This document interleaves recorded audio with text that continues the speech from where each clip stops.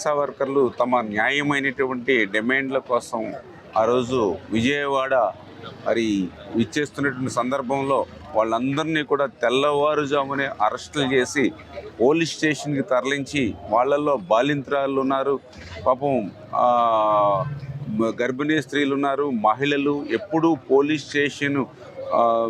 గుమ్మం తొక్కనటువంటి మహిళల్ని కూడా అక్రమంగా పోలీస్ స్టేషన్లో నిర్బంధించడమే కాదు, మాలాంటి శాసనసభ్యుల్ని ఒక ప్రజాప్రతినిధుల మీద కూడా ఆ రోజు అక్రమంగా మాపై కూడా కేసులు పెట్టి మరి ఈరోజు ఏదైతే ఇక విజయవాడ స్పెషల్ కోర్టుకి ఆ కేసుల నిమిత్తం హాజరవడం జరుగుతుంది. అంటే గత నిరంకుశత్వ నియంతృత్వమైనటువంటి ప్రభుత్వం ఒక కక్షలు కేసులు వేధింపులతో సాగినటువంటి పాలనకు ఈ ప్రజాప్రతినిధులుగా ఉండి ప్రజలకి మేలు చేసి ప్రజలకు సేవ చేయడం కూడా తప్పుగా ఆ రోజు అక్రమ కేసులు నమోదు చేయడాన్ని తీవ్రంగా ఖండిస్తూ ఈరోజు కూడా విజయవాడ ఈ స్పెషల్ కోర్టుకి ఆశా వర్కర్ల కేసు నిమిత్తం హాజరవడం జరిగిందని చెప్పి తెలియజేస్తారు.